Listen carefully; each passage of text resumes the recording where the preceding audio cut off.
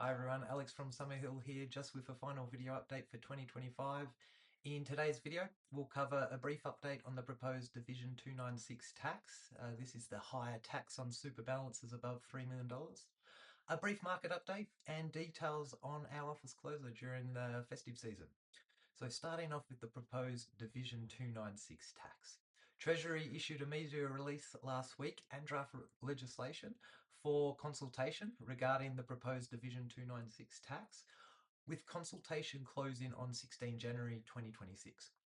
This change is still in draft form, but it's now clearer how it will work.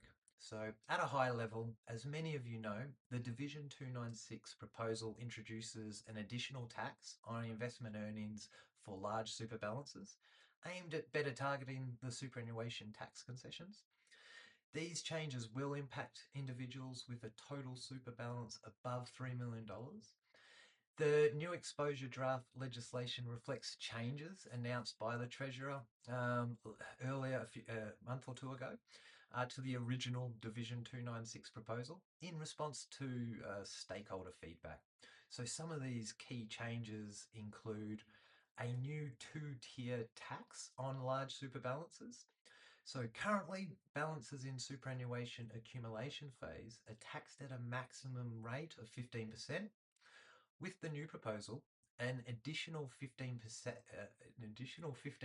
tax uh, to earnings attributed to member total super balances between $3 million and $10 million will apply, taking that total tax to 30%, and an additional 25% tax on earnings attributed to total superannuation balances above $10 million will apply, taking that total tax to 40%. Both the $3 million and the new $10 million thresholds will be indexed with the Consumer Price Index. Unlike the original proposal, tax will be calculated on a fund's realised taxable earnings rather than unrealised paper gains. This aligns more closely with how super funds are currently taxed and was a highly contentious issue for the original proposal. The reforms will now commence from 1 July 2026 instead of 1 July 2025. The total super balance will be measured as the higher of your balance at the start or the end of the financial year. So unlike the original Division 296 tax proposal, where only the total super balance at the end of the year was being used for this purpose, this proposal would mean that strategies to reduce your total super balance during the year, via withdrawals, for example, would not necessarily eliminate or minimize the Division 296 tax. However, there is a one-off concession in the first year where only the 30 June 2027 balance will be used. Some other key points: negative earnings will not create refunds. The minimum tax outcome is zero. To avoid the impact of capital gains that accrued prior to 1 July 2026 impacting this Division 296 tax, self-managed super funds can reset asset cost bases at 30 June 2026 for this tax. For large funds, this will instead be done via multiplying the fund's net capital gain for an eligible year by a factor prescribed in legislations. So what happens next? Consultation closes 16 January 2026, and further detail will follow in regulations. If you may be affected, we'll work through the implications together closely with you and review strategies well before the start date. As always, please reach out if you'd like to discuss how this applies to your situation. But we expect to have more information about the changes after the consultation period ends on 16 January. Moving on to a brief market update. Since our last video, there's been growing discussion about whether share markets, particularly the US share market, could be forming a bubble similar to that of the late 1990s dot-com era. You may have heard or read phrases such as the AI bubble, used frequently in media commentary. I'll start by saying something important. No one truly knows if we're in a bubble. That's only ever clear in hindsight. That said, some investors are understandably concerned because of two main reasons. US market valuations appear high, and frankly, so do global valuations. And the US market has become quite concentrated. So, briefly describing both of those points, market valuations reflect how much investors are paying today for companies' expected future earnings. Historically, when valuations are elevated, future returns tend to be lower, even if markets don't immediately fall. Market concentration refers to how much of the market's total value is held by a small number of companies. Today, a handful of large technology businesses, including the likes of companies like Apple, Amazon, Alphabet, Microsoft, Meta, Nvidia, they now make up around 32% of the entire US share market. These companies have delivered exceptional returns, largely because investors are pricing in significant future growth from artificial intelligence. But concentration increases risk. If sentiment changes or growth disappoints, market corrections can be sharper when so much of the index is depends on so few stocks, especially when valuations are already stretched. It's natural to feel uneasy about this. If a small group of stocks falls sharply, the impact on the broader market can be meaningful. However, there are a few points to keep in mind. First, periods of high valuations and bubbles are nothing new. Financial history is full of episodes where new technologies sparked excitement and speculation. Bubbles aren't always entirely bad. High share prices can help fund innovation and speed up the adoption of technologies. We've seen that time and time in the past with things like railways in the 1840s, fiber optic networks in the 1990s. Eventually, prices tend to come back to earth, and investors who bought near the top of those boom times often experience lower returns. But again, that's only clear in hindsight. Importantly, today's situation isn't pure hype.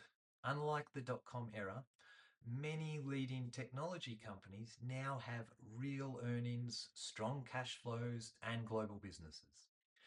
Additionally, we're already seeing some sharp pullbacks in some major AI related stocks, yet the broader US market remains close to all time highs, suggesting that other parts of the market are helping carry some of the load. While I expect we'll see corrections at some point, we inevitably will, markets are dynamic. If technology leadership fades, other sectors can and often do step in, something we've seen over history. It's also worth noting that concentration in markets is not unusual. Uh, Long term market returns are typically driven by a small number of big winners. We're very familiar with that in Australia, where a handful of companies have dominated our market. What is probably a little bit more concerning is just in the current environment is elevated valuations globally, but particularly in the US. US valuations today are approaching levels last seen in the late 1990s, which was followed by a decade of relatively flat returns for the overall US market. Interestingly, though, during this time, value stocks and smaller companies uh, did perform much better than the broader US market, along with other countries like Australia. And importantly, even if invested at the peak, long term investors still have achieved strong returns over the past 25 years. So, what are we doing about this current environment, and what can you and investors do to better protect yourselves? Number one, stay diversified. Diversification is often called the only free lunch in investing. Heavy exposure to a small number of large companies increases risk. Diversifying across regions, sectors, styles, including value and smaller companies, can help manage risk and improve long term outcomes. Diversification isn't always easy. It means that you're always going to own something that's performing well and the stuff that's underperforming. A diversified investor should be comfortable sticking with their portfolio through the good times and bad, knowing that they will always hold losers, but over time, the winners tend to outweigh those losers. Two, rebalance and take profits selectively. So when certain parts of the market run far ahead, rebalance the portfolio can help lock in gains and reduce risk. That said, staying invested is crucial. Moving entirely to cash in the hope of buying back in the future at lower prices is one of the most reliable ways to destroy long-term wealth. It requires getting two decisions right: when to exit and when to re-enter the market. And this is extraordinarily difficult to even get one of those decisions right, let alone both. Three, match your portfolio with your time horizon. So short-term market pullbacks are normal for long-term investors. If you have any large expenses coming up in the next 1 to 2 years and cash flow needs, it may make sense to take some profits now to build up cash for those goals. Four, focus on quality investments. Companies with strong earnings, solid cash flows, and competitive advantages tend to be more resilient when market sentiment changes. In the portfolios that we manage, we deliberately hold more exposure to value stocks and smaller companies than the broader market, as these have shown to outperform over the long term. Additionally, considering the US market does make up such a large component of the global market, we aim to manage this risk with balance to exposure to other countries and areas such as Australia and Europe, which tend to be a little bit more attractively valued at the moment. And finally, adjust expectations. When valuations are high globally, future returns are often lower. That doesn't mean we're going to see a market fall tomorrow or next week, but it does mean that we shouldn't expect those exceptional returns that we've received over the last couple of years indefinitely. We're reflecting this in our client modeling, and many of you may have noticed this in your financial projections that we discussed during our planning meetings. So in summary, AI innovation is real. It could be transformative, but periods of strong optimism, especially in concentrated markets, often bring high volatility, which we may see next year. A disciplined, diversified strategy, sensible cash flow planning for short-term goals, and the ability to stay calm when market swings remain our best way to navigate these phases in the market cycle. So finally, a quick note about our office closure. The Summerhill office will be closed from today and will reopen on January 5th. Margaret, Caroline, and I wish you a Merry Christmas and a happy, healthy 2026. We hope you have a chance to rest and rejuvenate and spend time with loved ones. We look forward to working with you in the new year. Thanks for watching.